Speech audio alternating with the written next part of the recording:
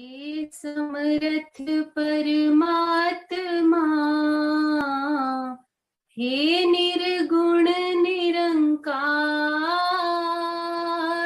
तू करता है जगत का, तू सबका आधार। कण कण में है बस रहा तेरा रूप अपार। तीन काल है सत्य तू, मिथ्या है संसार। घट घट वासी हे प्रभु, अविनाशी करतार। दया से तेरी हो सभी, भव सागर से पार। निराकार साकार तू, जग के पालनहार। है बेअंत महिमा तेरी, दाता परम्पार। परम पिता परमात्मा, सब तेरी संतान। भला करो सबका प्रभु, सबका हो कल्याण। भला करो सबका प्रभु, सबका हो कल्याण।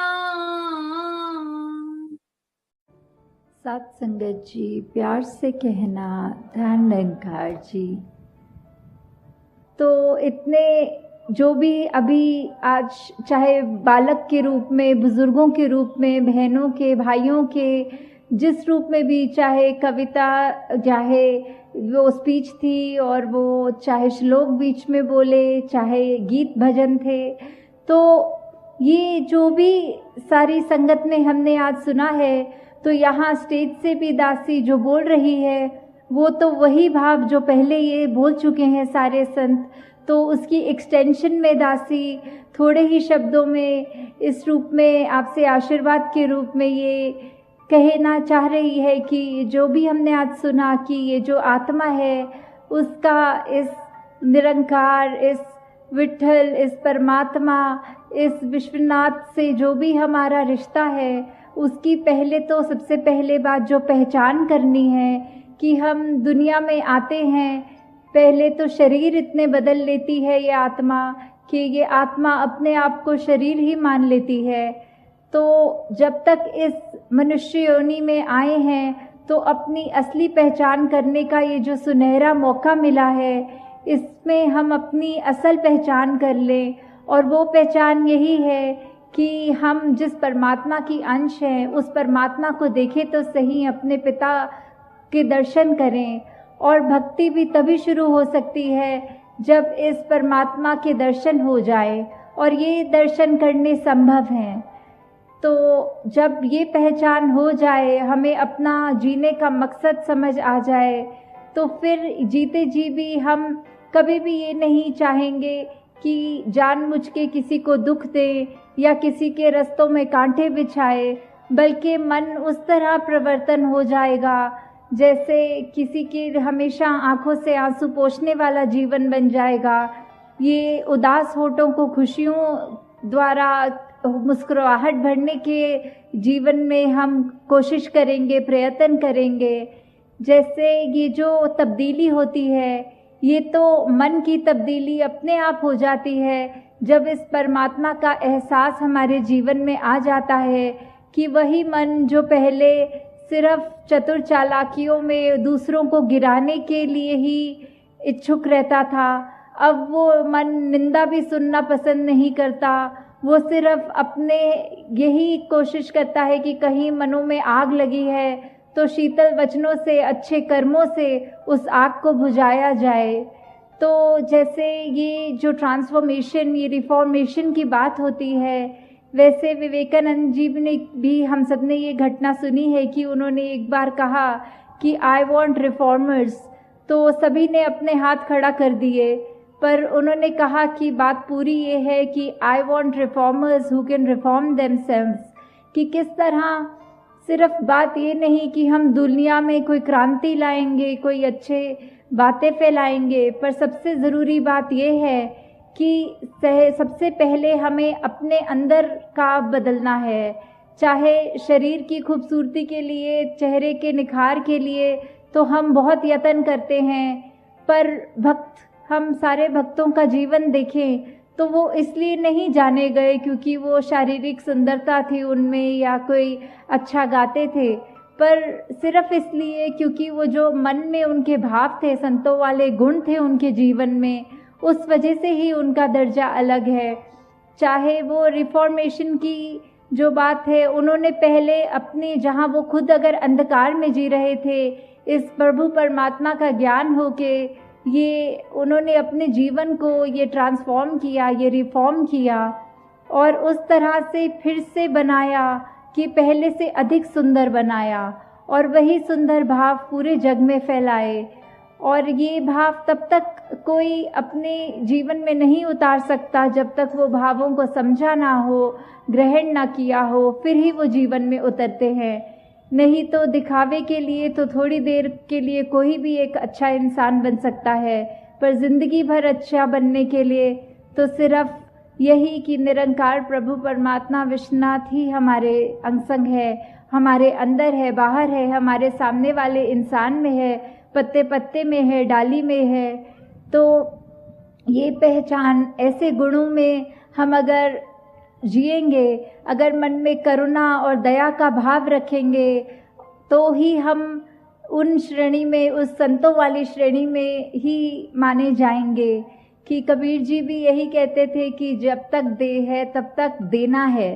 हमें क्या देना है? हमने अपने शरीर होते होते ही ये करुणा भाव है वो सब तक पहुंचाना है। ये प्यार, प्रीत, निम्रता, विशालता, ऐसे अनेकों गुणों को हमने सिर्फ अपने अंदर तक ना रख के उस पूरे संसार को कंफर्ट देने के लिए, आराम देने के लिए यत्न करना है। कि हमारी वजह से अगर कोई भी चीज़, किसी एक व्यक्ति का भी जीवन थोड़ा ज़्यादा सुखमय हो सके तो क्यों ना ऐसा कोई कदम उठाएं। तो आप सब संत यहाँ जो इस संगत रूप में, सत्संग रूप में आए हैं, तो साथ ही ये सेवा और सिमरन का जो हमें दात मिली है, वो सेवा भी वो जो हुक्म में रहते हुए, जो चाहे किसी भी तरह से हमारी समर्था के साथ कर सके, मन में श्रद्धा रखते हुए, तो वही है।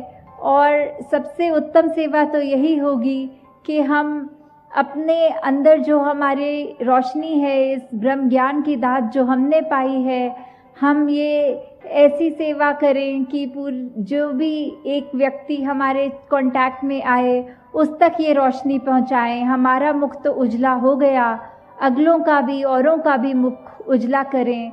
तो ऐसी सेवा तो सबसे उत्तम सेवा है। और साथ में ये जो सिमरन है, जिससे हम खुद हमेशा उस चेतन अवस्था में रहते हुए इस निरंकार के साथ अपनी कनेक्शन को बरकरार रख सकते हैं।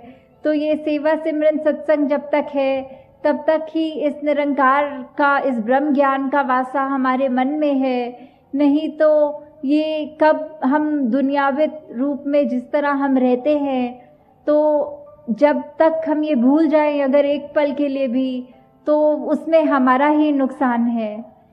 तो हम दुनिया में आए हैं तो चाहे कोई भी उपलब्धि हमारी हो, हम अच्छे से अच्छे एक दुनियावी रूप में अपना जॉब करते हों, बिजनेस करते हों, वो सारी हमारे को मुबारक हैं वो अचीवमेंट्स। पर तब तक कि जब तक एक अच्छे इंसान नहीं बने, अपना असली मकसद पहचाना नहीं, तब तक वो सारी कामयाबियां होते हुए भी हम एक नाकामयाब इंसान हैं। और ग्रंथों में तो यहाँ तक लिखा है कि वो इंसान जिसने इस परमात्मा को पाया नहीं, वो इंसान तो जीवित ही नहीं है, वो तो एक मृतक है। चाहे उस तरह हम सांस ले रहे हैं, कोई डॉक्टर हमको मृतक घोषित नहीं करेगा, पर अंदर ये आत्मा की बात हो रही है कि अगर हमने अपने उद्देश्य को समझ लिया, प्राप्त कर लिया, इस जानकारी को प्राप्त कर लिया कि हम असल में कौन हैं, कहाँ से आए हैं, जीवन जी रहे हैं तो कहाँ जी रहे हैं, और एक बार जब ये आंखें बंद हो जाएंगी तो कहाँ जाना है।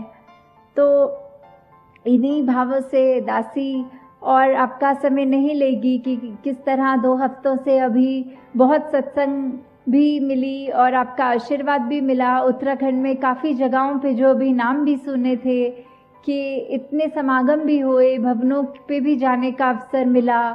तो अभी भी आगे जहाँ टिहरी और मसूरी की यात्रा है, तो दासी यही अरदास करेगी कि हम सब भी आगे से आगे जहाँ अपने जीवन को तो बढ़ाएं ही, बाकी औरों के भी जीवन में ये रोशनी का काम करें कि किस तरह एक अगर छोटी सी भी हमारी कंट्रीब्यूशन हो किसी के जीवन में सुख पहुंचाए, तो वो हमें करने में सोचना नहीं चाहिए कि हम अगर हैं संतान प्रभु परमात्मा की, ये हम जान चुके हैं, तो ये बात हर एक तक पहुंचाएं कि उनका जीवन भी सफल हो जाए। जिस तरह हमने ये जो शब्द अक्सर हम सुनते हैं कि जीवन में ही मोक्ष प्राप्त कर लिया, ये जीते ही मोक्ष प्राप्त कर लिया, तो ये सिर्फ जब श्वास हैं तब तक ही हो सकता है।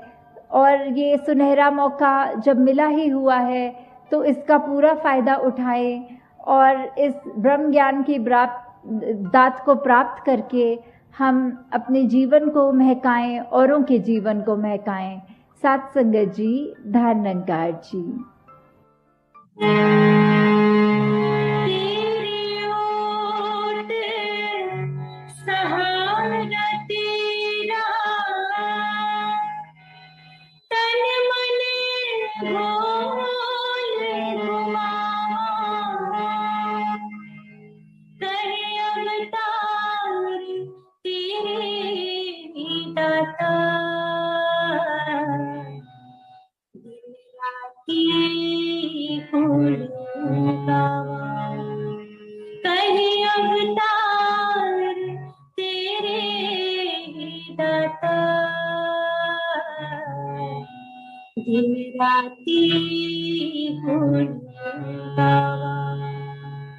तू ही निरंकार, तू ही निरंकार, तू ही निरंकार, तू ही निरंकार। मैं हंसता फुलहार, मैं हंसता फुलहार, तू है दाता बख्शहार, तू है दाता बख्शहार। मेरी अब गुण नाची तार, मेरी अब गुण नाची तार, तू ही निरंकार, तू ही निरंकार, तू ही निरंकार, तू ही निरंकार। तेरा रूप है संसार, तेरा रूप है संसार, सबदा भला करो करतार, सबदा भला करो करतार। मेरे अवगुण नाची तार, मेरे अवगुण नाची तार, तू ही निरंकार, तू ही निरंकार, तू ही निरंकार, तू ही निरंकार। मेरा डोले ना इतबार, मेरा डोले ना इतबार, बख्शो शरदा भगति प्यार, बख्शो शरदा भगति प्यार। करा मैं संता दा सत्कार, करा मैं संता दा सत्कार।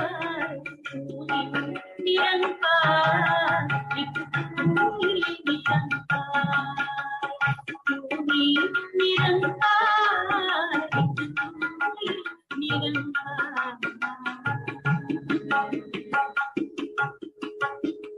सद्गुरु माता सुदीक्षा सविंदर हरिदेव जी महाराज की जय।